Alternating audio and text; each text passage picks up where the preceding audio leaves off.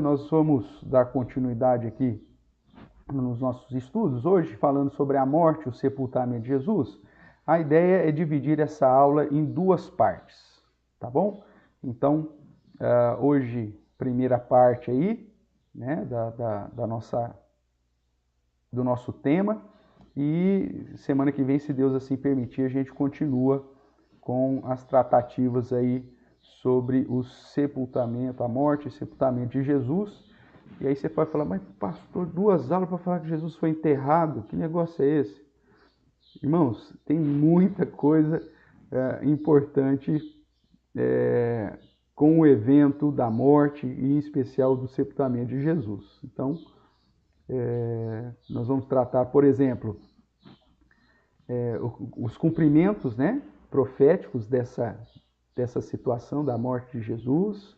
Vamos falar o que isso representa espiritualmente para nós, quais as características dessa morte, quais os benefícios dessa morte, por quem de fato Jesus morreu, por quem de fato Jesus entregou a sua vida, se Jesus pagou os pecados, né, na cruz, se ele morreu por todo o mundo, como as pessoas têm anunciado por aí, então ninguém deve mais nada. Então não deveríamos nos preocupar com a cobrança da dívida, porque se Jesus morreu por todas as pessoas do mundo, então todas as pessoas do mundo, querendo ou não querendo, teriam que ser salvos, não tem mais dívida sobre elas. Então veja que é um assunto que acaba gerando aí uma situação e que é importante para trazer luz ao entendimento sobre o plano da redenção, sobre a ação da obra de Jesus e, consequentemente, referendo aí as promessas de vida eterna, mas também a realidade da condenação eterna. Então, tudo isso nós vamos trabalhar, né, com os textos e vendo os significados aí de toda essa aplicação da promessa do Senhor e a realização das promessas, das profecias relacionadas ao Messias.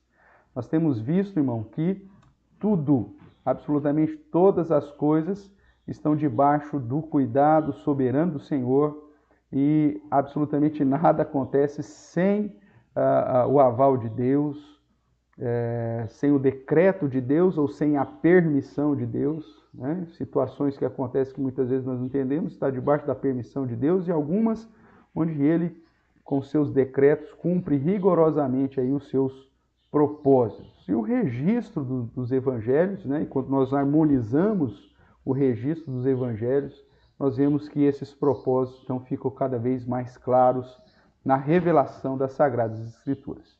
Hoje, então, como disse, vamos tratar da morte e o sepultamento de Jesus. E eu convido você a abrir a palavra do Senhor lá em Mateus, capítulo 27, o verso 51 em diante. E depois nós vamos ver os textos paralelos aí nos outros 3 evangelhos, né? Então, inicialmente, Mateus, capítulo 27, do verso 51 até o verso 61, eu vou ler, convido você a acompanhar a leitura aí, atento nesse momento. Diz assim, portanto, a palavra do Senhor lá em Mateus, capítulo 27. Eis que o véu do santuário se rasgou em 2 partes, de alto a baixo. Tremeu a terra, fenderam-se as rochas, abriram-se os sepulcros, e muitos corpos de santos que dormiam ressuscitaram. Saindo dos sepulcros, depois da ressurreição de Jesus, entraram na cidade santa e apareceram a muitos.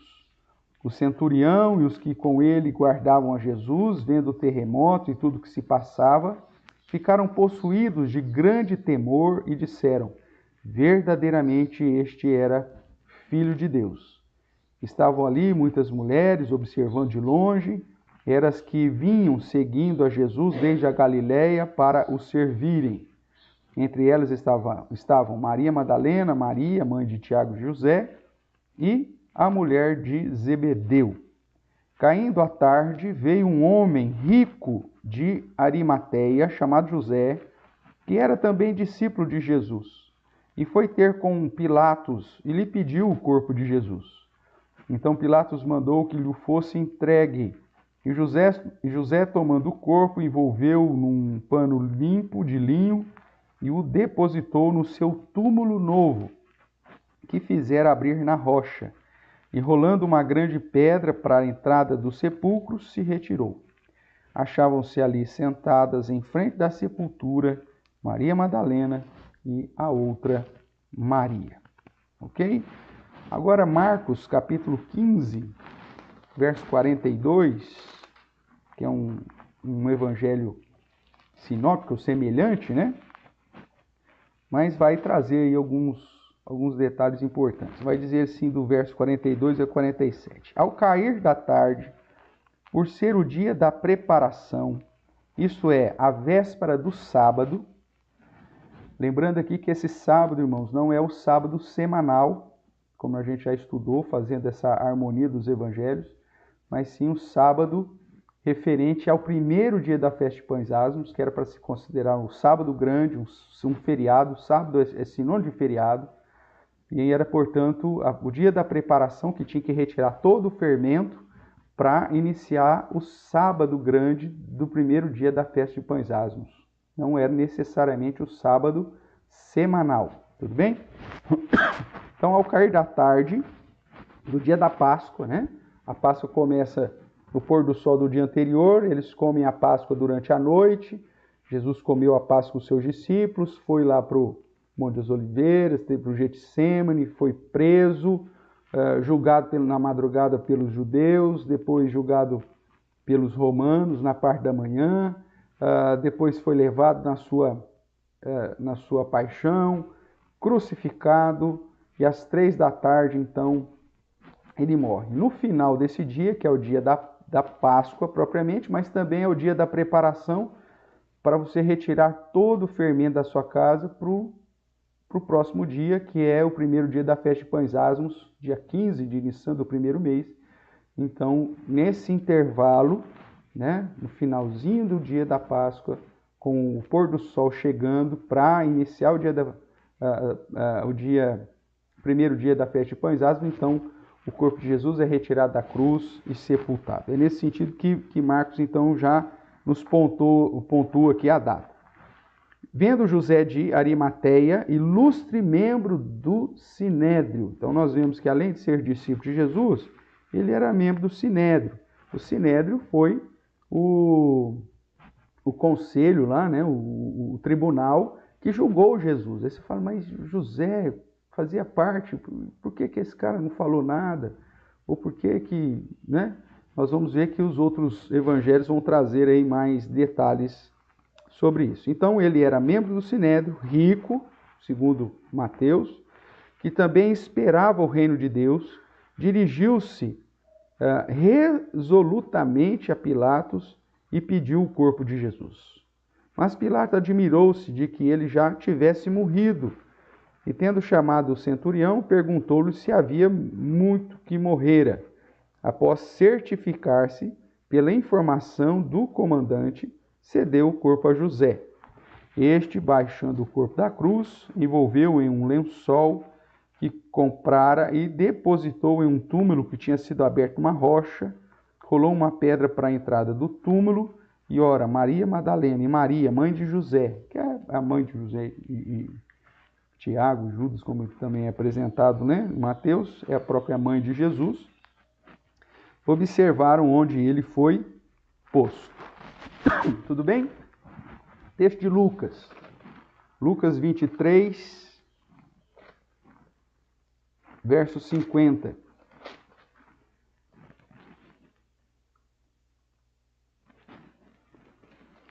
Lucas 23, verso 50 em diante. Quando você abre aí, quero dar as boas-vindas, então, também para Cecílio Fernando, Aline, o Mil, o Pedro, a Luiz, o Mauro, Mateus, a Zulmira, a família Grião, né? Margarete, Ricardo, Deca, Adolfo, também o Edilson, a Selma, a Laíse, a Márcia e a Vânia. Sejam todos bem-vindos. Diz assim, então, Lucas, irmãos, Lucas capítulo 23, verso 50. Eis que certo homem chamado José, membro do Sinédrio, homem bom e justo, segundo Lucas, né? Apesar de ser membro do Sinédrio, ele tinha uma postura de verdadeiro temor ao Senhor e reconheceu Jesus como o Messias. Por isso que Mateus vai apresentá-lo como discípulo de Jesus. Então, membro do Sinédrio, homem bom e justo, e aí tem uma explicação de Lucas que faz todo sentido, né? O verso 51, que diz assim, que não tinha concordado com o desígnio e a ação dos outros. Que outros? Os outros membros do Sinédrio, tá bom? Natural de Arimateia, cidade dos judeus, e que esperava o reino de Deus, ou seja, que aguardava o Messias. Tendo procurado a Pilatos, pediu-lhe o corpo de Jesus, e tirando do madeiro, envolveu num lenço de linho, e o depositou num túmulo aberto em rocha, onde ainda ninguém havia sido sepultado. Era o dia da preparação, começava o sábado, lembrando mais uma vez que esse sábado não é o sábado semanal, mas a preparação para a festa de Pães Asmos, o primeiro dia da festa de Pães Asmos. As mulheres que tinham vindo da Galileia com Jesus, seguindo, viram o túmulo e como o corpo fora ali depositado. Então se retiraram para preparar aromas e bálsamos. Veja aqui como é importante essa situação que Lucas apresenta, né? Porque aí no verso 56 diz, então se retiraram para preparar aromas e bálsamos, e no sábado descansaram segundo o mandamento. Esse sábado que ele cita aqui, esse é o sábado semanal. Vamos pensar aqui rapidamente, né? Não é o nosso tema, mas só para aproveitar o texto. Então Jesus morreu no dia da Páscoa, né? Celebrou a Páscoa à noite, morreu, e no finalzinho desse dia era o dia da preparação, retirada do fermento, para o primeiro dia da festa de Pães Asmos, que era chamado de o sábado grande, ou o sábado cerimonial. Como Jesus estava sendo retirado ali quase no pôr do sol da cruz e sendo sepultado na viração, se fosse o sábado semanal, essas mulheres, e estivesse começando o sábado semanal no pôr do sol, essas mulheres não teriam como se retirar para preparar aromas e bálsamos. Porque aí viria o sábado semanal, no outro dia já é o domingo e Jesus já ressuscitava. Então como que ela vai preparar esse bálsamo? Não tem tempo para comprar bálsamo, para preparar bálsamo, para esperar curtir bálsamo, não tem tempo para isso. Agora, se você considerar o sábado grande, cerimonial, Jesus foi sepultado. Não faz nada nesse sábado, que é cerimonial, dia de Pães Asmos. Vem a sexta-feira, que é o que nós acreditamos, onde elas saem para comprar os aromas, preparar todas as coisas e tal, guardam o sábado semanal, e aí no domingo, quando elas vão no sepulcro para usar dos aromas e bálsamos, aí Jesus já ressuscitou e cumpre com a promessa de Jesus de ficar 3 dias e 3 noites no ventre da terra. Tá bom? Então só para identificar aqui que Lucas ele fala então do sábado cerimonial e fala do sábado semanal. Então verso 54, quando diz era o dia da preparação, começava o sábado, referia-se, portanto, ao sábado cerimonial do dia dos Pães Asmos. E no verso 56, quando diz, então, retirar, preparar aromas e bálsamos, e no sábado descansaram segundo o mandamento, refere-se ao sábado semanal. Tudo bem? Vamos agora para o último texto, João, capítulo 19, para fazermos essa harmonia entre os evangelhos. Nós vimos aqui José de Arimateia, segundo Mateus era rico, segundo Marcos, membro do Sinédrio, e segundo Lucas, que não concordou com as decisões, as atitudes, né? Foi voto vencido lá no Sinédrio, mas que era discípulo de Jesus, conforme Mateus mesmo já havia citado. João, capítulo 19, a partir do verso 38, vai falar do sepultamento de Jesus. Então vamos lá. Depois disso, José de Arimateia, que era discípulo de Jesus, então João confirmando aqui a ideia de Mateus, porém com um detalhe a mais. Veja aí, ainda que ocultamente, ou seja, não de um modo aberto, né? Professando a fé em Jesus abertamente. Ainda que ocultamente, pelo receio que tinha dos judeus. Porque se José tivesse declarado abertamente que era discípulo de Jesus, primeiro que ele já seria expulso da sinagoga e, consequentemente, seria expulso também do próprio Sinédrio. Tá? Não seria mais membro do Sinédrio. Então, João explica isso, porque alguém poderia dizer, mas como alguém que era discípulo de Jesus fazia parte do Sinédrio? É porque ele ainda não tinha declarado publicamente a sua fé em Jesus. Então, verso 38, ainda que ocultamente, pelo receio que tinha dos judeus, rogou a Pilatos lhe permitisse tirar o corpo de Jesus. Pilatos lhe permitiu. Então foi José de Arimateia, retirou o corpo de Jesus. E também, veja aqui que nós temos um detalhe a mais, né? Nicodemos. Olha aí, José de Arimateia e Nicodemos. E aí João vai explicar quem que é esse Nicodemos, porque ele já tinha citado Nicodemos lá em João capítulo 3, né? E ele diz, aquele que anteriormente viera ter com Jesus à noite e foi levando cerca de 100 libras de um composto de mirra e aloés. Tomaram, pois, o corpo de Jesus e envolveram em lençóis com os aromas, como é do uso entre os judeus, na preparação para o sepulcro. No lugar onde Jesus fora crucificado, havia um jardim, e neste um sepulcro novo, no qual ninguém tinha sido ainda posto. Ali, pois, por causa da preparação dos judeus, e por estar perto o túmulo, depositaram o corpo de Jesus. Então, João explica por que sepultaram Jesus ali tão perto do lugar da crucificação e nesse sepulcro novo. Por conta do dia da preparação. Estava começando o sábado grande, o sábado da festa de pães asmos. Eles não podiam fazer nada, porque era um feriado. Então eles tinham que correr, pensar, tem esse túmulo de José aqui, mais perto, está novinho, nunca ninguém, vamos já pedir para Pilatos, e no fim do dia, então, o sepultamento é feito. Tá certo? Então depositaram ali o corpo de Jesus. Dessa forma, então, nós já temos a visão geral, irmãos, aí sobre o tema da morte e da ressurreição de Jesus. Se você lembra, o texto de Mateus começa, a leitura que fizemos, começa falando sobre, e o véu foi rasgado. O véu do templo foi rasgado. Né? Então, o que significa, né, dizer isso? Então, vamos lá. Nós já lembrando um pouquinho da aula passada, que foi sobre a crucificação, nós vimos que a crucificação ela foi rigorosamente planejada nos planos eternos de Deus, com um modo para o pagamento da dívida que pesava sobre nós. Nenhum detalhe fugiu à vontade de Deus, que entregou o seu único filho para ser maldição em nosso lugar. A crucificação de Jesus, as frases, as expressões de Jesus na cruz, né, as palavras de Jesus na cruz, foi a realização milimétrica de cada profecia messiânica do Antigo Testamento. Na aula passada, se você não viu, está lá disponível, está aqui disponível no canal, né?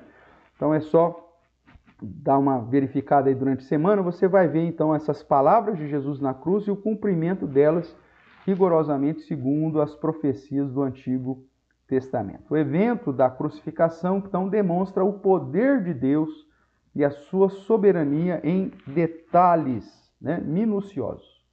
Agora, quando nós olhamos para a morte de Jesus e depois do seu sepultamento, nós vemos, então, vários outros cumprimentos proféticos, dos quais, lá em Mateus, capítulo 27, o verso 51, vai dizer, eis que o véu do santuário se rasgou em duas partes, do alto a baixo, tremeu a terra e fenderam-se as hostes. Você se lembra que Deus, quando estabeleceu lá atrás em Moisés o tabernáculo, havia uma separação entre o lugar de ofertar e de apresentar as oferendas, de um lugar reservado chamado Santo dos Santos, que era ali separado por uma cortina. Quando foi da construção do templo, o templo também seguiu essas mesmas recomendações e havia, portanto, esse véu que, na verdade, uma cortina, né, bastante grossa, separando o lugar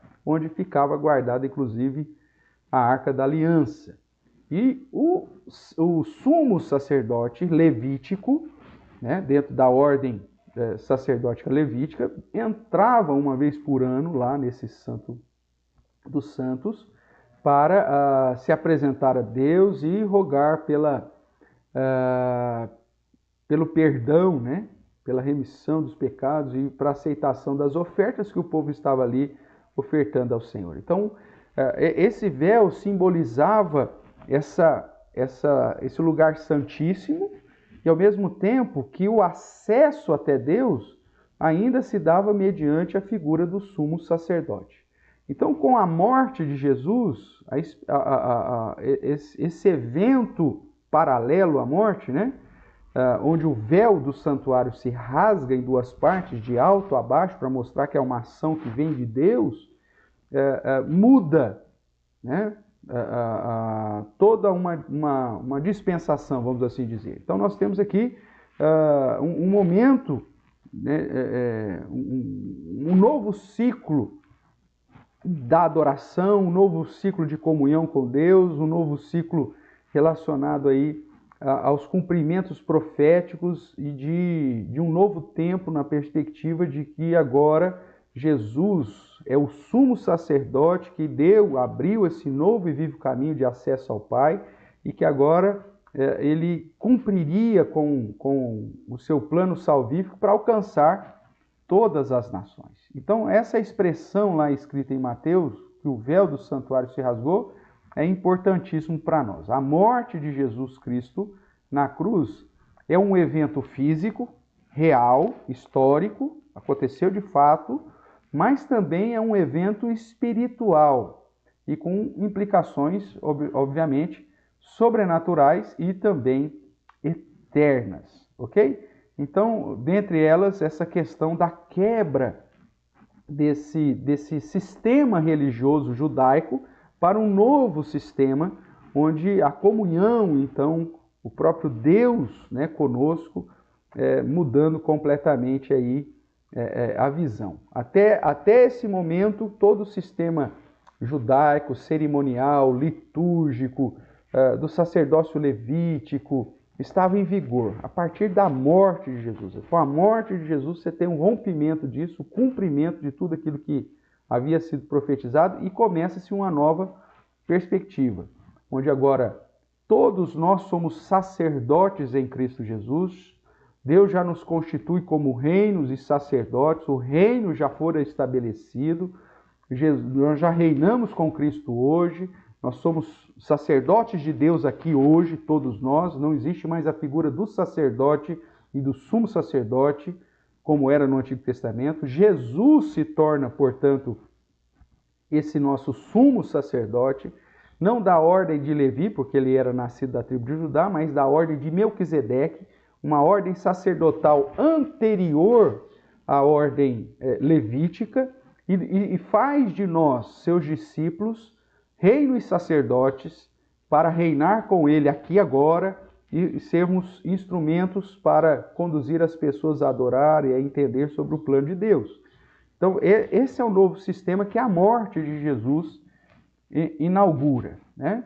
Como diz o puritano Joe Owen, no episódio da morte de Jesus, né, é um jogo de palavras interessante, ele diz, é a morte, da morte, na morte de Cristo. Então, com a morte de Jesus, nós temos também o fechamento do ciclo da condenação.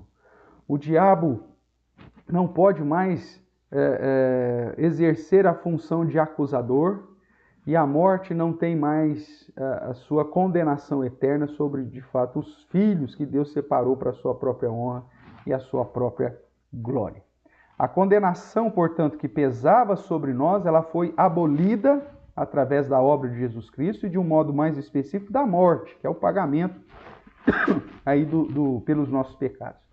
A separação que nos mantinha sem uma verdadeira comunhão com Deus foi desfeita.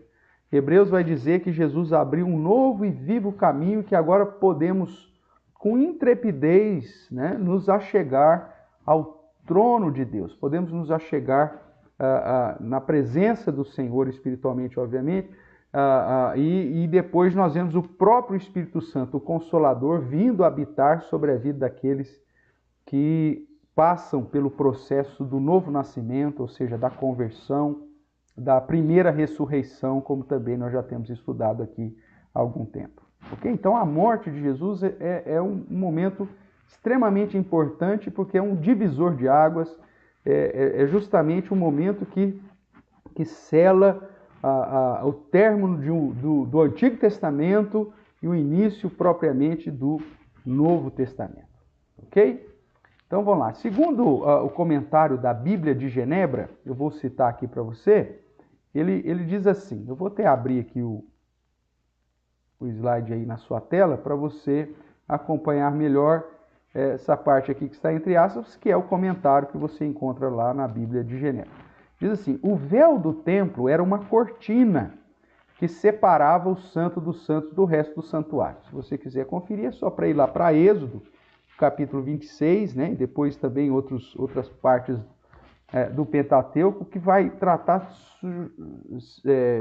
somente do véu, da família que tinha que construir esse véu, era um negócio muito específico. E esse véu, que na verdade era essa cortina, simbolizava então a impossibilidade de o homem se aproximar de Deus. Nós não tínhamos acesso direto a Deus. Mas a morte de Jesus foi o seu sacrifício no altar celestial que abriu o caminho até Deus, né? O texto lá de Hebreus capítulo 10, que por isso que a gente tem intrepidez de entrar na presença do Senhor e por isso não devemos deixar, inclusive, de nos congregar. Essa é a ideia lá que é apresentada. Porque a morte de Jesus, ela removeu o véu, removeu essa separação, essa cortina que simbolizava a impossibilidade do homem se aproximar de Deus. O céu, então, tinha sido aberto através do sacerdócio real de Cristo.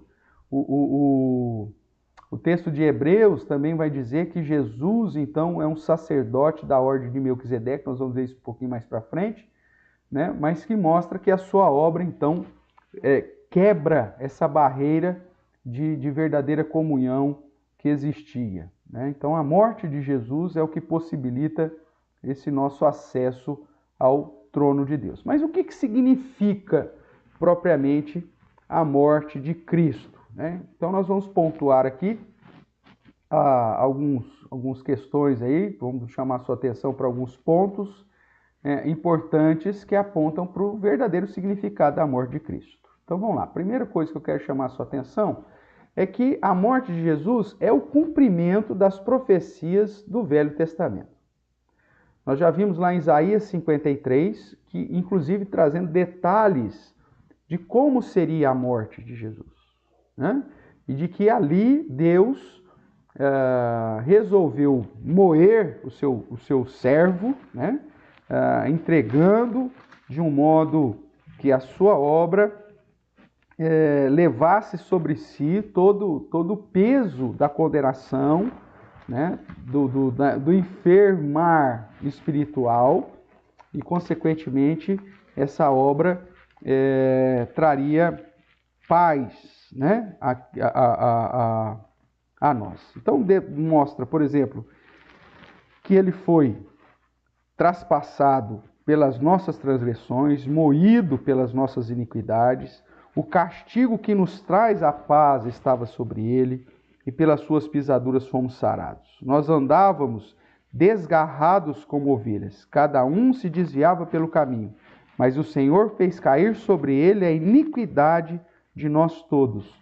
Ele foi oprimido, humilhado, mas não abriu a boca, como cordeiro foi levado ao matadouro, e como ovelha muda perante os seus tosqueadores, ele não abriu a boca. E aí nós vemos então toda uma situação relacionada aos cumprimentos das profecias. Detalhes, inclusive, importantíssimos, né? O verso 9 vai dizer assim: designaram-lhe a sepultura com os perversos, porque ele tinha sido morto lá, crucificado entre dois malfeitores, vamos assim dizer.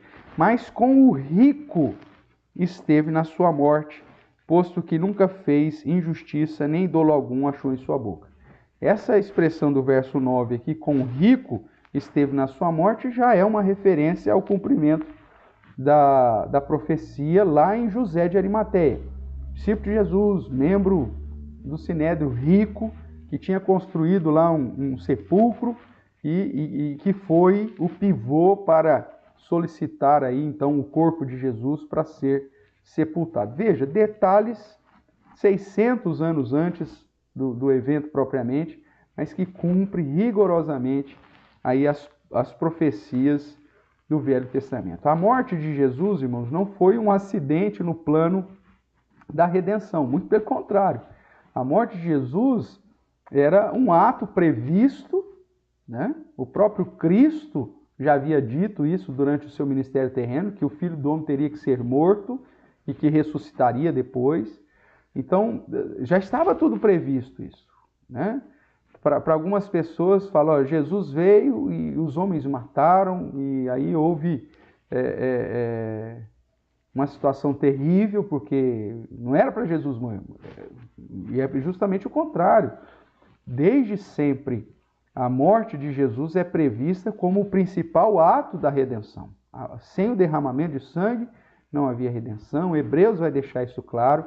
Quando você faz um paralelo lá com Gênesis, com a queda de Adão e Eva, você já vê ali, de certa forma, indícios de um substituto sendo morto para cobrir a vergonha, né, a condenação do pecado do homem. Quando Adão e Eva pecaram, eles tentaram se auto-justificarem e cozeram folhas, né, figueiras, para cobrir a sua nudez. E o texto diz que Deus sacrifica um animal para fazer vestimentas de pele para o homem, né? Dá uma olhadinha lá, vai lá comigo. Gênesis, capítulo 3.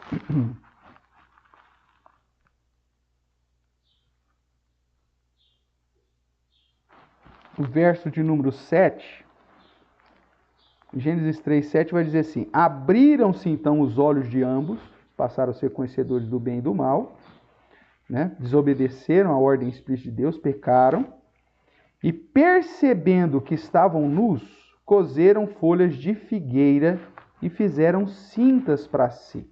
Então, é uma tentativa da auto-justificação, né? Tentando ali esconder a sua nudez, a sua vergonha.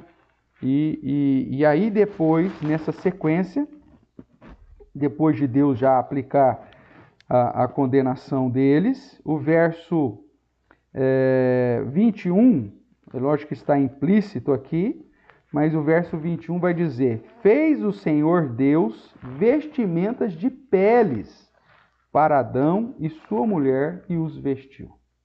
Né? Então, um substituto aqui, né? Alguém foi sacrificado para que essas vestimentas de peles fossem feitas e, consequentemente, Adão e Eva fossem vestidos e cobertos da sua vergonha.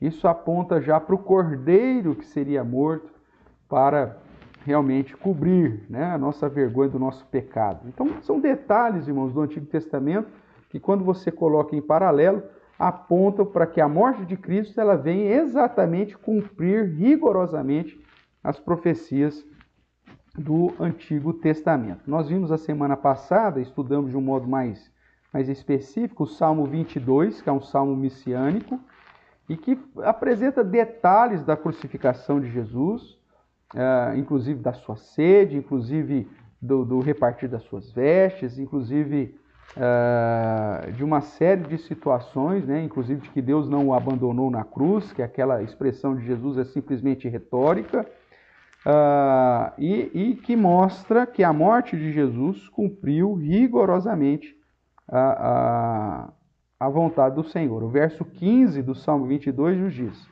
secou-se o meu vigor como um caco de barro, e a língua se me apega ao céu da boca. É a ideia da sede. E assim me deitas no pó da morte, referindo-se à sua morte. Cães me cercam, uma súcia de malfeitores me rodeia, né, os dois ladrões, traspassaram-me as mãos e os pés, crucificação.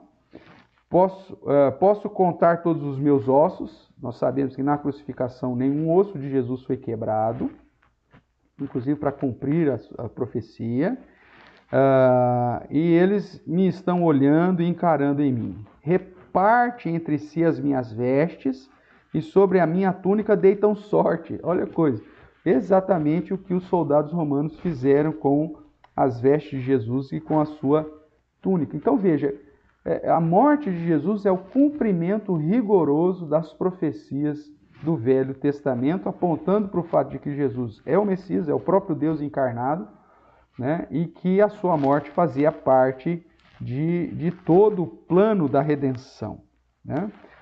No Salmo 31, o verso 5, que também é um salmo de Davi, que apresenta também essa ideia messiânica, o verso 5 diz: nas tuas mãos entrego o meu espírito. Veja, é dessa forma que os evangelhos registram, né, a morte de Jesus. Jesus, nas suas últimas palavras na cruz: Pai, nas tuas mãos entrego o meu espírito. E disse: está consumado, está feito. Ele diz então: nas tuas mãos entrego o meu espírito. Tu me redimiste, Senhor, Deus da verdade. E voltando aqui para o Salmo 22, o verso final, né? O verso 31 diz: hão de vir anunciar a justiça dele ao povo que é de nascer, e contarão que foi ele quem consumou. Contarão que foi ele quem o fez. Então, são detalhes específicos da morte de Jesus, apontando para um cumprimento rigoroso, minucioso, milimétrico das profecias do Velho Testamento. Então, o que significa a morte de Jesus? Primeira coisa, significa o cumprimento das profecias do Antigo Testamento. Ok? Segunda coisa aí, se você quiser pontuar, né, colocando o número 1, 2, aí, do jeito que você faz nas suas anotações, então, o que significa a morte de Cristo? Primeiro, o cumprimento das profecias do Velho Testamento. Segundo, o cumprimento das próprias palavras de Jesus. Vamos dar uma olhadinha nisso? Abra sua Bíblia lá em João, capítulo 14. Evangelho de João, capítulo 14, vai apresentar a questão do conforto de Jesus, né?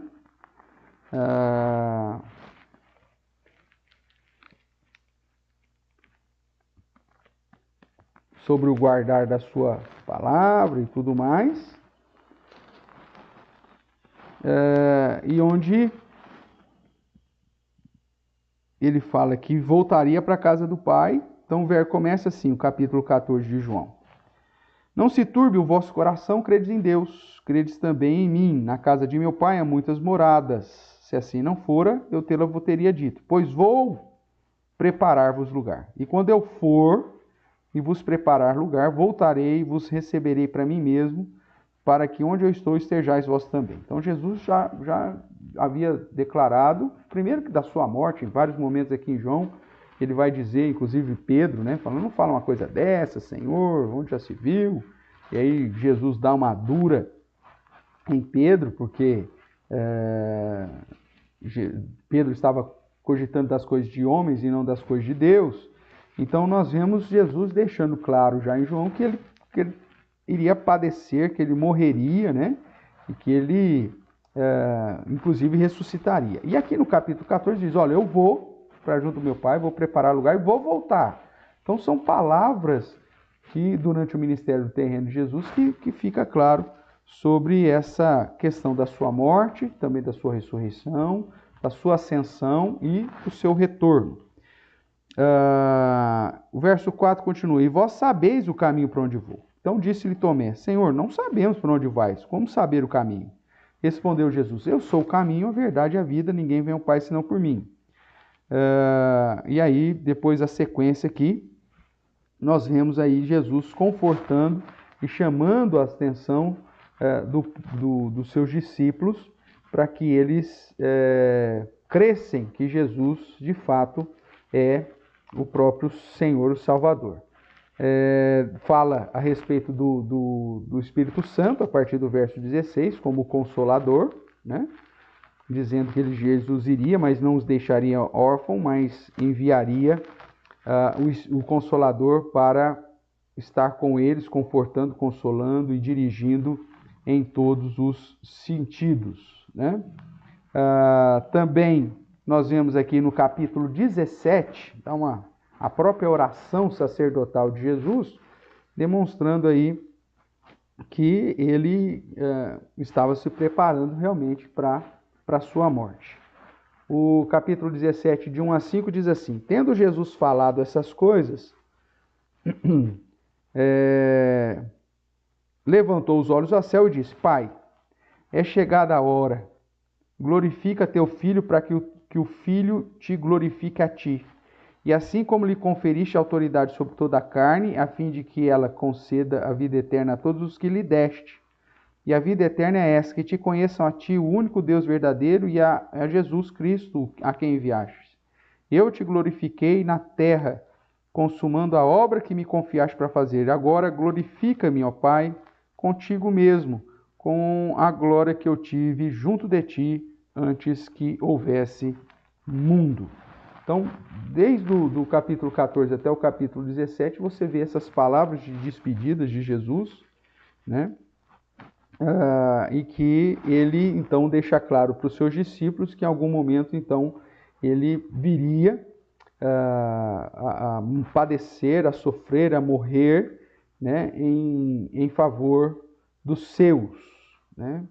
E tanto que morreria, que ressuscitaria, subiria aos céus e que voltaria.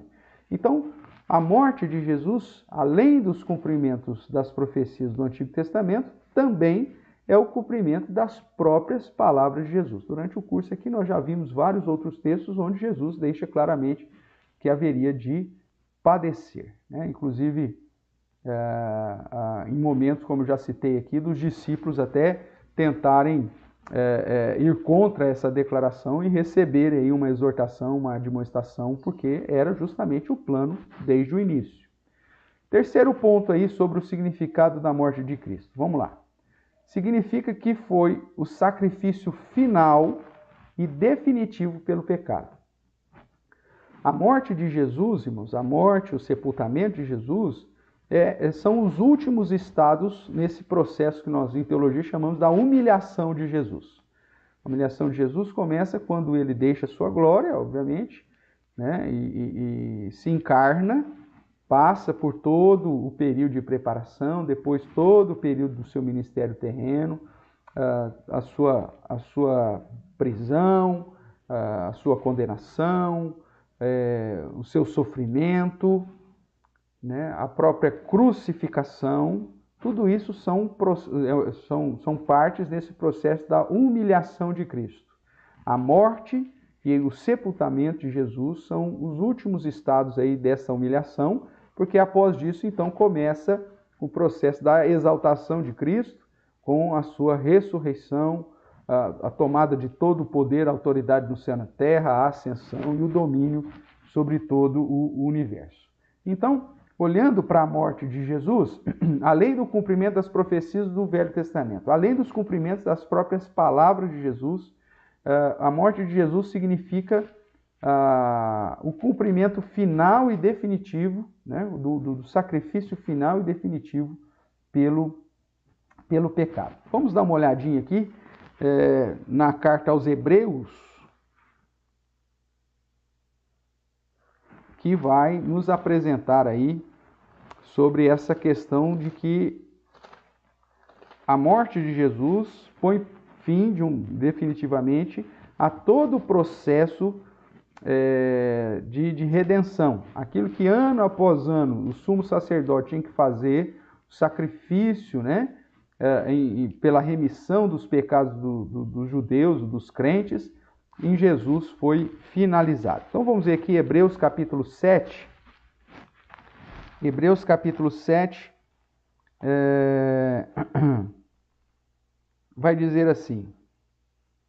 Eu vou ler do 26, né, para fazer um entendimento aqui. O título que foi dado aí, desde o verso 20 é Cristo, sacerdote único e perfeito.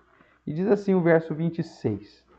Com efeito, nos convinha um sumo sacerdote como este, santo, inculpável, sem mácula, separado dos pecadores e feito mais alto do que os céus, que não tem necessidade, como os sumos sacerdotes, a ideia aqui do sumo sacerdote levítico, de oferecer todos os dias sacrifícios, primeiro por seus próprios pecados e depois pelos do povo.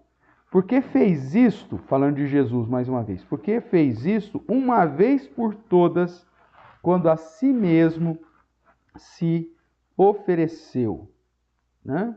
Então, Jesus, o verso 28 diz, porque a lei constitui sumos sacerdotes a homens sujeitos à fraqueza, mas a palavra do juramento, que foi posterior à lei, constitui o Filho perfeito para sempre. Então, a morte de Jesus é o cumprimento final, é o sacrifício final e definitivo pelo pecado. Não há necessidade agora de práticas de remissão de pecado. Isso é extremamente importante, interessante, porque define, irmãos, que a obra de Jesus, sendo definitiva e perfeita, pondo fim a todo o processo de sacrifício, isso muda a nossa realidade litúrgica, a nossa realidade de comunhão com Deus. Nós não precisamos de nenhum sacrifício para perdoar os nossos pecados. E essa é uma distinção grandiosa, por conta do entendimento da Bíblia, da teologia do catolicismo romano para a teologia protestante. Para você ter uma ideia, dentro da teologia romana, o sacrifício ainda continua. A missa é o repetir do templo, né? Então, até a questão arquitetônica das igrejas católicas apontam para isso. O altar, mesmo que não tenha mais o véu, mas o altar é totalmente separado do corpo da adoração. Somente quem pode subir no altar são as pessoas autorizadas, em especial o sacerdote. Lá no fundo do altarzinho, né, do altar, tem lá uma caixinha, geralmente dourada, que simboliza a Arca da Aliança. E onde se abre, então, é o Santo dos Santos, você abre ali essa Arca da Aliança, e dentro da Arca da Aliança estão os elementos da Santa Ceia da Eucaristia, né? O pão e o cálice, simbolizando aquilo que estava dentro da Arca da Aliança, lá no Antigo Testamento, que era o maná e as tábuas da lei, né? O alimento e o alimento espiritual. Então, dentro da questão católica, eles trazem toda essa questão, inclusive arquitetônica, para a realidade do templo, da Igreja Católica. O altar, então, é santo, só o sacerdote pode estar lá. Para abrir o Santo dos Santos ali, somente o sacerdote, não é verdade? Eles têm aquela luzinha vermelha lá, antigamente era uma vela, né? Que apontava para a presença de Deus no templo. E no momento que se vai abrir, então, aquela caixinha dourada, o Santo dos Santos, para eles, toca-se um sino, um som, né? Para que todo mundo se prostre, porque vai abrir ali o lugar onde está o próprio Deus. Então, veja, todas essas questões em Cristo Jesus já foi cumprido. Todas as questões do sacrifício foram cumpridas. A missa, por que o missal é sempre a mesma coisa? Porque ele repete todo o sacrifício de Jesus. Domingo após domingo, a missa é como se estivesse sacrificando Jesus domingo após domingo. Tanto é que há um momento de introspecção, onde todo mundo se ajoelha, pois é o momento do sacrifício na missa. O problema é que a maioria dos católicos não entende isso, mas o que os católicos estão fazendo? Eles estão dizendo, olha, aquilo que Cristo fez na cruz não importa. Então, por isso que domingo após domingo nós temos que participar da missa, para domingo após domingo relembrar esse sacrifício e refazer esse sacrifício na missa para então perdoar os meus pecados daquela semana. Por isso que quando eu não vou na missa do domingo, aquela semana é uma semana de terror para mim, para o verdadeiro católico. Porque agora, né? Então veja, não tenho mais a figura do sacerdote, não tem mais a figura da remissão dos pecados de tempo em tempo, porque a morte de Jesus é o cumprimento final e definitivo do sacrifício. Em Jesus, os sacrifícios terminam. E foi único. Dá uma olhadinha agora em Hebreus capítulo 9. Hebreus capítulo 9, do verso 1 a 10. Depois, se você quiser ler, o texto de Hebreus é fantástico para entender sobre essa questão da obra de Jesus, viu, irmãos? Diz assim: ora, a primeira aliança referindo-se à aliança do Antigo Testamento, né? Também tinha preceitos de serviço sagrado e o seu santuário terrestre. Veja só, na visão católica ainda isso permanece. O templo católico ainda é o santuário. Apesar de ter muitos protestantes que olham para a igreja também como um santuário, né? E até dentro da igreja presbiteriana do Brasil, às vezes você tem alguns erros meio grosseiros, né? Catedral. Igreja protestante, igreja presbiteriana não tem catedral, tá certo? Porque para nós, o prédio da igreja é o local do encontro da igreja. Vou repetir isso para você. O prédio, ele não é um santuário. Deus não está lá no sentido de que, olha, Deus mora aqui. Não. Ali é só um prédio onde a igreja se reúne. Porque quem é a igreja? Os crentes. Nós chamamos, vamos para a igreja. É uma questão, né, de costume, uma questão de facilidade. Onde que é a sua igreja? A igreja é lá na Cristóvão Colombo, 1503. Ali que é a igreja, ali é o santuário? Não. Ali é o local em que a igreja se reúne para adorar o Senhor. No catolicismo romano, o templo terreno continua sendo santuário. Tanto é que eles chamam de santuário. O santuário da Aparecida, o santuário não sei das quantas. Mas na visão bíblica, isso fazia parte da primeira aliança. Deus é Espírito, importa que seus adoradores o adorem em Espírito e em verdade, diz Jesus. Não é mais em Jerusalém, não é mais no monte em Samaria, mas em todos os lugares. A igreja é a reunião daqueles que creem em Cristo. Esta é a verdadeira igreja. Então, o local onde se reúne a igreja, aí sim, ali a igreja está reunida. O prédio em si não é santuário, aquilo lá não é santo. Ok? Essa é uma distinção também clássica entre o verdadeiro protestantismo e aqueles que seguem uma linha mais voltada para a tradição ao invés das Sagradas Escrituras.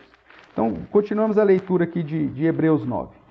Ora, a primeira aliança também tinha preceitos de serviço sagrado e seu santuário terrestre. Com efeito, foi preparado o tabernáculo, cuja parte anterior, onde estava o candeeiro, a mesa, a exposição dos pães, e se chamava o Santo Lugar. Por trás do segundo véu se encontrava o tabernáculo, que se chama o Santo dos Santos, a qual pertencia um altar de ouro para o incenso, para a arca da aliança, totalmente coberta de ouro, na qual estava uma urna de ouro contendo o maná, o bordão de Arão que floresceu e as tábuas da aliança. E sobre ela, os querubins de glória que com a sua sombra cobriam o propiciatório. Dessas coisas, todavia, não falaremos agora, pormenorizadamente. Ora, depois de tudo isso assim preparado, continuamente entraram no primeiro tabernáculo os sacerdotes, para realizar os serviços sagrados. Mas no segundo, ou seja, no segundo tabernáculo, o sumo sacerdote, ele sozinho uma vez por ano, não sem sangue, que oferece por si e pelos pecados da ignorância do povo, querendo com isso dar a entender o Espírito Santo que ainda o caminho do santo lugar não se manifestou, enquanto o primeiro tabernáculo continua erguido. Isto é, uma parábola para a época presente. E segundo esta, se oferecem tanto dons como sacrifício, embora estes, no tocante à consciência, sejam ineficazes para aperfeiçoar aquele que presta culto, os quais não passam de ordenanças da carne, baseadas somente em comidas e bebidas, diversas abluções impostas até o tempo oportuno de reforma. Verso 11. Quando, porém, veio Cristo como sumo sacerdote dos bens já realizados, mediante o maior e mais perfeito tabernáculo, não feito por mãos humanas, ou não feito por mãos, quer dizer, não dessa criação, não por meio de bodes, ou sangue de bodes e de bezerros, mas pelo seu próprio sangue, entrou no Santo dos Santos uma vez por todas, veja, uma vez por todas, então é algo definitivo, né? Cadê aqui? Uma vez por todas, tendo obtido eterna redenção, ou seja, uma redenção para sempre, uma redenção final. Portanto, se o sangue de bodes e de touros e a cinza de uma novilha aspergidos sobre os contaminados os santificam, quanto à purificação da carne, muito mais o sangue de Cristo, que pelo Espírito Eterno, a si mesmo se ofereceu sem mácula a Deus, purificará a nossa consciência de obras mortas para servirmos ao Deus vivo.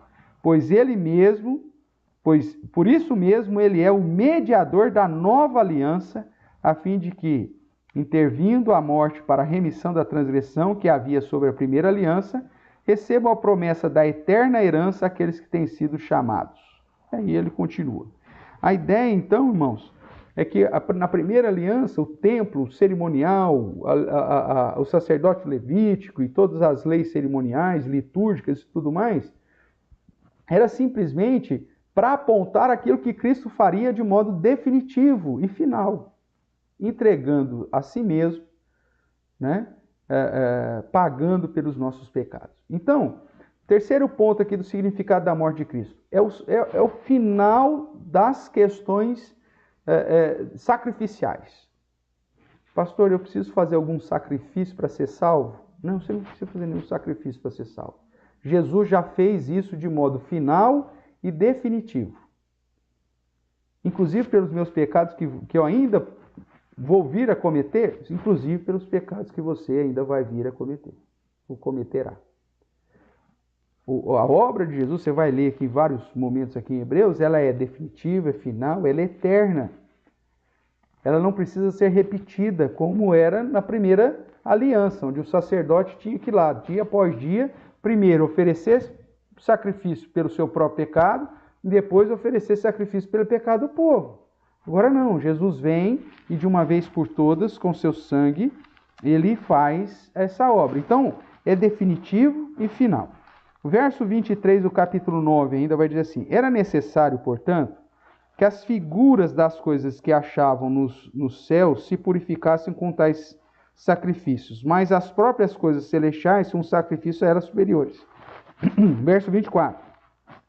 Porque Cristo não entrou em santuário feito por mãos, figura do verdadeiro, porém, no mesmo céu, para comparecer agora por nós diante de Deus, nem ainda para se oferecer a si mesmo muitas vezes. Como o sumo sacerdote, cada ano entra no Santo dos Santos com o sangue alheio. Ora, nesse caso seria necessário que ele tivesse sofrido muitas vezes desde a fundação do mundo. Agora, porém, ao se cumprir os tempos, se manifestou uma vez por todas, para aniquilar pelo sacrifício de si mesmo o pecado. Então veja, irmãos, a morte de Jesus é o cumprimento final e definitivo do sacrifício pelo pecado. Nós não precisamos mais de apresentar sacrifícios a Deus e nem relembrar o sacrifício de Jesus, fazendo isso através de uma liturgia, de um evento cerimonial litúrgico e até mesmo cultico, como é o caso da missa. Vamos lá, a Edmeia tem uma perguntinha aqui, também a Vânia já havia mencionado, a Marlene também conosco, Deus abençoe. A Edmeia faz assim: ainda bem que estamos desobedecendo o Papa dessa reforma. É verdade, Edmeia. Nós não seguimos o padrão litúrgico, cerimonial, estabelecido pelas tradições e pelas determinações papais. Nós seguimos o que a Bíblia apresenta, onde Jesus, de um modo definitivo e final, apresentou um sacrifício eterno, que é para sempre, e, portanto, nós não precisamos apresentar mais nenhum sacrifício. Tudo bem? Vamos caminhar aqui ainda no nosso slide aí. O que significa a morte de Cristo? Além do cumprimento das profecias do Velho Testamento, além do cumprimento das palavras de Jesus durante seu ministério terreno, também é o cumprimento final e definitivo do sacrifício pelo pecado. Tudo bem? O que mais? É o fim do sacerdócio levítico e o estabelecimento de Jesus como sumo sacerdote eterno e perfeito. Vamos pensar um pouquinho, vamos voltar aqui. Vá comigo lá para Gênesis, vamos achar aqui.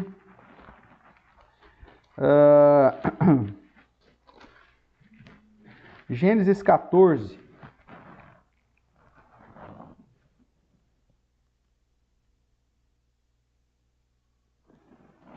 Deixa eu ver aqui, o Giancarlo ele não mandou no chat, ele mandou aqui uma perguntinha aqui no WhatsApp, então vamos lá. Depois até no grupo, né?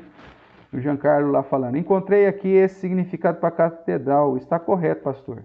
Catedral vem da expressão em latim eclesiástico, catedral, a igreja onde o bispo tem assento. A catedral em si vem do grego, e aí ele põe. Então, a ideia, o termo catedral é justamente essa ideia do bispo como sacerdote, né? E isso dentro do contexto reformado não existe, né? Então, uma igreja presbiteriana do tempo, isso aí já deu discussão, já deu briga, aí por uma questão até como que você muda agora lá, né? No Rio de Janeiro todo mundo conhece a Catedral Presbiteriana, né? Então fica aí, mas é importante dizer que esse termo não é nosso e não deveria fazer parte, como também o santuário, e muito menos pensar que a igreja é esse santuário. A igreja é só um prédio onde a verdadeira igreja se reúne, tá bom? Mas vamos lá, então, quarto ponto aí sobre a morte de Jesus, significado da morte de Jesus. O fim do sacerdócio levítico e o estabelecimento de Jesus como sumo sacerdote eterno e perfeito.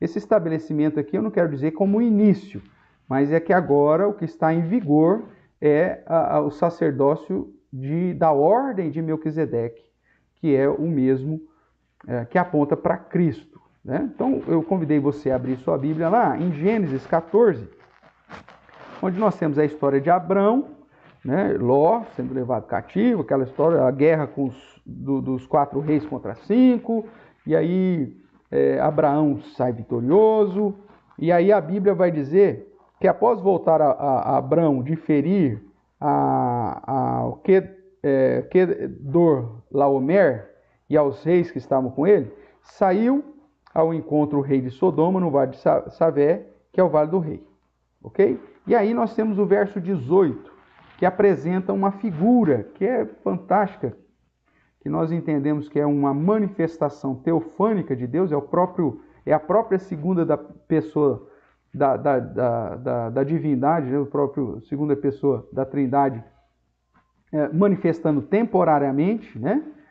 Porque aquele não é encarnado, é só uma manifestação temporária, nessa figura de Melquisedeque. Por quê? Porque Hebreus depois vai dizer que esse Melquisedeque não tem pai, não tem mãe, não tem genealogia, não tem nada, nunca mais se viu nele, ninguém sabe dele, mas ele estava aqui nesse contexto, e o verso 18 diz assim: Melquisedeque, rei de Salém, né? Trouxe pão e vinho, são elementos que o próprio Cristo estabelece, né? Era sacerdote do Deus Altíssimo. Aqui nós estamos em Abraão. Moisés vem muito depois. A lei cerimonial, a lei mosaica vem muito depois, estabelecendo o sacerdócio levítico da tribo de Levi, através de Arão, seus filhos, o próprio Moisés, né, que eram da tribo de Levi. Então, isso foi estabelecido lá na frente com Moisés. Nós estamos aqui bem atrás com Abraão. E havia já, nos dias de Abraão, um sacerdote do Deus Altíssimo, chamado Melquisedeque, que dentro do momento cerimonial litúrgico com Abraão, oferece pão e vinho, era sacerdote do Deus Altíssimo. Diz o verso 19, abençoou ele Abraão e disse, bendito seja Abraão pelo Deus Altíssimo, que possui os céus e a terra, e bendito seja o Deus Altíssimo, que entregou os teus adversários nas tuas mãos, e de tudo lhe deu Abraão o dízimo. Então, Abraão oferta então a Melquisedeque o dízimo como gratidão, né, por tudo isso que o Senhor havia feito a Abraão. Então nós vemos que Melquisedeque era um sacerdote em Salém, sacerdote do Deus Altíssimo. Essa ordem sacerdotal de Melquisedeque é retomada após a morte de Jesus. Com Jesus você tem o fim do sacerdócio levítico. Então tudo que você tem relacionado à lei cerimonial, nós já vimos que a lei de Deus é dividida em 3 partes, a lei civil, a lei cerimonial e a lei moral. A lei moral ainda continua em vigor, a lei civil era para os judeus e a lei cerimonial foi cumprida em Cristo. Então, com a morte de Jesus, irmão, você tem o fim do sacerdócio levítico e o início, o estabelecimento, né, no sentido aí da retomada do sacerdócio da ordem de Melquisedeque. O que isso quer dizer? Tudo o que está previsto na lei cerimonial já foi cumprido. Pastor, eu preciso trazer holocaustos? Não. Pastor, eu preciso esperar a reconstrução do templo de Jerusalém para ir adorar o Senhor? Não. Pastor, eu preciso consagrar o meu primogênito, o filho, apresentar ao Senhor o meu filho primogênito? Não. A apresentação de criança fazia parte da lei cerimonial, fazia parte do sacerdócio levítico, não existe mais. Pastor, guardar o sábado como parte da lei cerimonial, eu preciso? Não. Agora o sábado como parte da lei moral. A moralidade de ter um dia para o Senhor você tem que ter. Onde você dá descanso para os seus empregados, onde todo mundo é equiparado, é igual perante Deus. Essa moralidade do mandamento de guardar um dia semanal, um dia de descanso, isso permanece. Agora o sábado semanal, na perspectiva cerimonial, acabou, meu amigo. Por isso que Paulo fala, ninguém te julgue por causa de festa, de lua nova, de sábado, de comida, não sei o quê. Tudo que referia-se à lei cerimonial, Jesus cumpriu. E a morte de Jesus põe um fim nisso aqui. Pastor, eu preciso celebrar as festas cerimoniais judaicas? Não, meu amigo. Se faz parte das festas cerimoniais, você não precisa guardar nada. Agora, são datas ainda importantes que você precisa levar em consideração? Sim, mas guardar a festa... Pastor, tem uma semana que eu tenho que comer só pão asmo. Tem uma semana que eu tenho que fazer isso, eu tenho que fazer aquilo. Tudo que referia-se à lei cerimonial com o sacerdócio levítico já foi cumprido em Cristo Jesus. E agora o que está em voga é o sacerdócio da ordem de Melquisedeque, onde Jesus é o sumo sacerdote e todos, presta atenção aqui, todos os seus discípulos são sacerdotes. O pastor não é sacerdote? Não, o pastor não é sacerdote. No sentido de que ele é o mediador entre você e Deus. Não, o pastor é sacerdote porque ele é um discípulo de Cristo. Como você também é sacerdote porque você é discípulo de Cristo. Eu não tenho que beijar a mão do pastor, então, pedir a bênção dele, como eu fazia lá com o padre? Não, meu amigo, o pastor não é sacerdote. Ele é sacerdote como você também é. É a doutrina lá, que dentro da Reforma Protestante é chamada do sacerdócio universal dos crentes. Cristo abriu um novo caminho pela sua morte.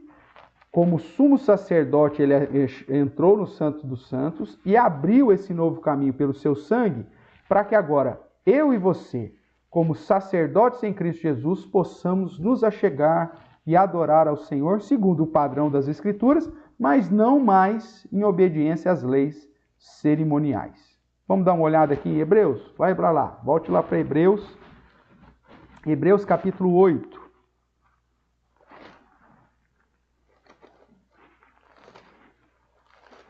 Hebreus capítulo 8, verso de número 1, vai dizer assim: ora, o essencial das coisas que temos dito é que possuímos tal sumo sacerdote que se assentou à destra do trono da majestade dos céus. De quem que ele está falando? Ele está falando de Jesus Cristo, que foi assentar na destra do trono da majestade nos céus. Então, nosso sumo sacerdote já está nos céus, é Jesus Cristo. Jesus, lembra, ele tem o ofício sacerdotal, profético e real, ele é rei. Então, Jesus se torna, portanto, esse sumo sacerdote, né? Se você voltar aí um pouquinho, capítulo 7, Hebreus capítulo 7, o verso 1 vai dizer assim também. Até antes, né? Mas vamos ler aqui o verso. Porque este Melquisedeque, veja, ele está falando de Melquisedeque lá de Gênesis 14. Porque este Melquisedeque, rei de Salém, para deixar claro que é a mesma pessoa, sacerdote do Deus Altíssimo, que saiu ao encontro de Abraão quando voltava da matança dos reis e o abençoou, para o qual também Abraão separou o dízimo de tudo. Primeiramente se interpreta rei de justiça, depois também o rei de Salém, ou seja, rei de paz, sem pai, sem mãe, sem genealogia, que não teve princípio de dias, nem fim de existência, entretanto feito semelhante ao Filho de Deus, permanece sacerdote perpetuamente. Segundo a interpretação inspirada por Deus aqui do autor aos Hebreus, Melquisedeque é a manifestação teofânica de Jesus. E por isso que ele permanece eternamente como ordem sacerdotal. E aí, então, do verso 4 em diante, ele vai demonstrar que, e até diante, que o sacerdócio de Cristo, que é segundo a ordem de Melquisedeque, é superior ao sacerdócio levítico. E que o sacerdócio levítico teve fim. Veja aí no verso 11, o título, inclusive, que deram. O sacerdócio levítico teve fim, mas o de Cristo é eterno. Então, a morte de Jesus, põe fim ao sacerdócio levítico. Pastor, os irmãos que tocam na igreja são levitas? Não são levíticos, porque não existe mais sacerdócio levítico. Ah, mas existe a tribo de Levi. Se você é judeu e veio da tribo de Levi, eu posso te chamar de levita. Mas se não, meu amigo, dentro da igreja não existe mais essa figura, porque o sacerdócio levítico já acabou. Hein? Cristo põe um fim nisso com a sua morte. E o que está em vigor agora é o sacerdócio da ordem de Melquisedeque, que é o sacerdócio do próprio Cristo, onde ele é o sumo sacerdote que está no Santo dos Santos, na presença de Deus, à destra lá do Pai, da majestade dos céus. E agora eu e você podemos, como sacerdotes, ter essa ousadia de entrar na presença dele. Hebreus 9,14, nós já mencionamos, mas vamos dizer lá. Muito mais o sangue de Cristo, pelo Espírito Eterno, assim mesmo se ofereceu sem mácula a Deus, purificará a consciência das obras mortas para servirmos ao Deus vivo. Então veja, a obra de Cristo nos purifica para podermos servir a Deus. E servir de que forma? Como sacerdote. Quer ver aqui o capítulo 10 de Hebreus? Verso 19. Hebreus 10, 19. Acompanha a leitura aí. Tendo, pois, irmãos, intrepidez para entrar no Santo dos Santos, ou seja, eu posso entrar no Santo dos Santos, como? Pelo sangue de Jesus, ou seja, pela morte de Cristo. Pelo novo e vivo caminho que ele nos consagrou pelo véu, isso é, pela sua carne, e tendo grande sacerdote sobre a casa de Deus, aproximemo-nos com sincero coração, em plena certeza de fé, tendo o coração purificado de má consciência e lavado o corpo com água pura, guardemos firmes a confissão da esperança sem vacilar, por quem fez a promessa é fiel. Então veja, a obra de Cristo, ele é o nosso sumo sacerdote, nos permite agora com intrepidez entrar no Santo dos Santos para adorá-lo. Agora não posso fazer de qualquer forma, por isso que ele diz, em santidade, em obediência, em pureza, porque eu sou sacerdote. Quer ver outro texto aí para reforçar isso aí para você? 1 de Pedro 2,9, né, que é um texto extremamente conhecido. Quando Pedro está falando dos crentes, 1 de Pedro, capítulo 2, verso 9, ele diz assim, vós quem? Os crentes em Cristo, porém sois raça eleita, falando da eleição, sacerdócio real, ou seja, nós somos sacerdotes. Nação santa, povo de propriedade exclusiva de Deus, a fim de proclamar as virtudes daquele que vos chamou das trevas para a sua maravilhosa luz. Vós sim, que antes não erais povo, mas agora sois povo de Deus. Que não tinhas alcançado misericórdia, mas agora alcançaste misericórdia. Então veja, o quarto significado da morte de Cristo. Põe fim ao sacerdócio levítico e mantém, né, em vigor o sacerdócio da ordem de Melquisedeque, onde Jesus é o sumo sacerdote eterno, perfeito, e que nos dá esse livre acesso ao trono de Deus como sacerdote que somos. Você não precisa mais da mediação de nenhum homem para se chegar a Deus. Por isso que você ora diretamente a Deus, por isso que você adora diretamente a Deus, por isso que você confessa o seu pecado diretamente a Deus. Você não precisa confessar o seu pecado para o padre. Tá certo? Essa questão é uma questão até mais política do que espiritual, na verdade. Porque se todo mundo confessa o pecado para um homem, o cara sabe o segredo de todo mundo, ele comanda tudo e todas as coisas. É simples assim.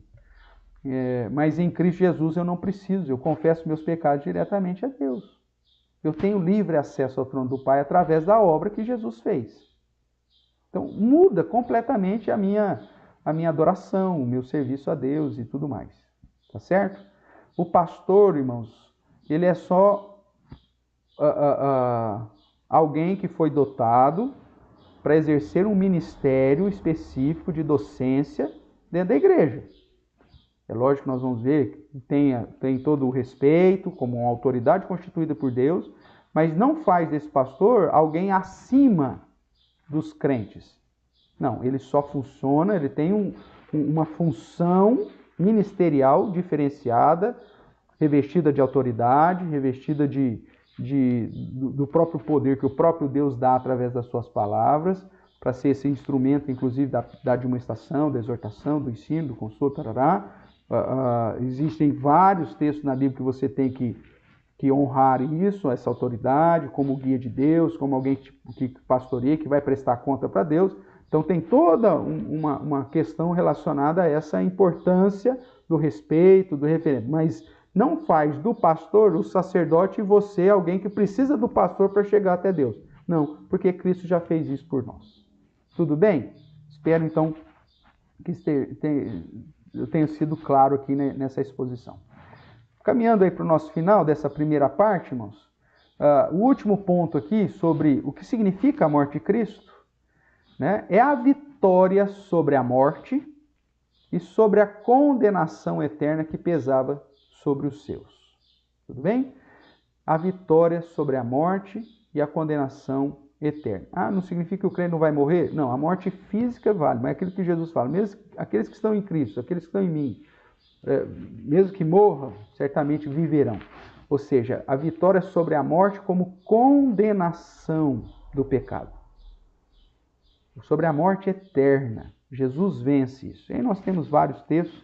Vamos lá rapidamente fazer essa sequência aqui para referendar essa afirmação aí como esse quinto ponto, né, do significado da morte de Cristo. O primeiro texto aí, 2 Timóteo 1, verso 8 em diante, diz assim: Não te envergonhes, portanto, do testemunho de nosso Senhor, nem do seu encarcerado, que sou eu. Pelo contrário, participa comigo dos sofrimentos, a favor do Evangelho, segundo o poder de Deus, que nos salvou e nos chamou com santa vocação, não segundo as nossas obras, mas conforme a sua própria determinação e graça, que nos foi dada em Cristo Jesus antes dos tempos eternos, manifestada agora pelo aparecimento de nosso Salvador, Cristo Jesus, o qual não só destruiu a morte, como trouxe à luz a vida e a imortalidade mediante o Evangelho. Então, segundo Paulo, a morte de Jesus põe fim à morte. Lembrando lá o puritano Owen, né? A morte da morte na morte de Cristo. A morte de Jesus, então, destruiu o poder da morte que pesava sobre nós, o poder no sentido de condenação, de separação eterna de Deus. Esse mesmo sentido, em 1 Coríntios capítulo 15, falando ainda da vitória sobre a morte, 1 Coríntios capítulo 15, o verso 54, vai dizer assim: e quando esse corpo corruptível se revestir de incorruptibilidade, e o que é mortal se revestir de imortalidade, então se cumprirá a palavra que está escrita: tragada foi a morte pela vitória. Onde está, ó morte, a tua vitória? Onde está, ó morte, o teu aguilhão? O aguilhão da morte é o pecado, e a força do pecado é a lei. Graças a Deus que nos dá a vitória por intermédio de nosso Senhor Jesus Cristo. Então, mesmo que essa realidade seja aplicada somente quando do retorno de Jesus e da instalação do estado final, quando o nosso corpo será transformado em imortalidade, mas a morte já não tem mais vitória. Aquilo que Cristo fez na cruz põe fim a toda a vitória da morte. Tragada foi a morte pela vitória, ela não tem mais nada para nos acusar, não tem mais nada para nos conduzir à condenação, porque mediante o Senhor Jesus, o nosso Deus nos dá a vitória, e a vitória sobre a morte e, consequentemente, a condenação. Ok? Paulo ainda falando aos Romanos, capítulo de número 5, vai mostrando aí sobre a questão da justificação mediante a fé e através da obra de Cristo, fomos reconciliados, seremos salvos pela sua vida, e estamos reconciliados com o Senhor, fomos alcançados pelo amor de Deus, quando Cristo morreu pelos ímpios, quando ainda éramos fracos. Então, todo o capítulo 5, de 1 a 11 aqui, mostra a vitória sobre a morte, sobre a condenação eterna e a verdadeira reconciliação com o Pai. O último texto que eu quero compartilhar contigo hoje é Colossenses, capítulo 1. Colossenses, capítulo 1, a partir do verso 21. Colossenses, capítulo 1, verso 21, vai dizer: e a vós outros também, que outrora éreis estranhos e inimigos no entendimento pelas vossas obras malignas, agora, porém, vos reconciliou no corpo da sua carne, mediante a sua morte, para apresentarmos perante ele santos, inculpáveis e irrepreensíveis, se é que permaneceis na fé, alicerçados e firmes, não vos deixando afastar da esperança do evangelho que ouvistes e que foi pregado a toda criatura debaixo do céu, e do qual eu, Paulo, me tornei ministro. Então, veja que nós estávamos mortos, mas a obra de Jesus põe fim a essa condenação e agora nos torna inculpáveis, nos torna santos, nos torna inculpáveis e irrepreensíveis. A morte de Jesus põe fim à condenação e põe fim, inclusive, irmãos, conforme nós já estudamos em Apocalipse, da postura de Satanás de ser o nosso acusador. Já foi pago. A morte de Jesus paga o preço da condenação. Satanás, inclusive, é expulso dos céus e mantido preso, no sentido de que não pode mais enganar as nações, porque agora ele não faz mais o uso da postura de acusador. Ele vai chegar diante de Deus e vai falar assim: o árbitro pecou. Aí Deus fala: mas Jesus já pagou. Ele já está livre da morte e da condenação pela obra de Cristo. Ele realmente é um pecador miserável, mas Jesus já o justificou. E é isso que está em volta. Portanto, irmãos, a morte de Jesus é algo maravilhoso, porque é justamente a morte de Jesus que fez com que todas as bênçãos da região espiritual recaíssem sobre a vida dos seus. Mas tem muita coisa ainda para se falar sobre a morte e o sepultamento de Jesus. Então, semana que vem, se Deus permitir, a gente continua esse tema, falando sobre as características dessa morte, perspectiva teológica e bíblica, obviamente, e respondendo por quem Cristo morreu. Esses benefícios que nós mencionamos aqui é aplicado sobre quem? Sobre todas as pessoas do mundo, sobre um grupo específico? E se é sobre um grupo específico, por quê e quem são esses?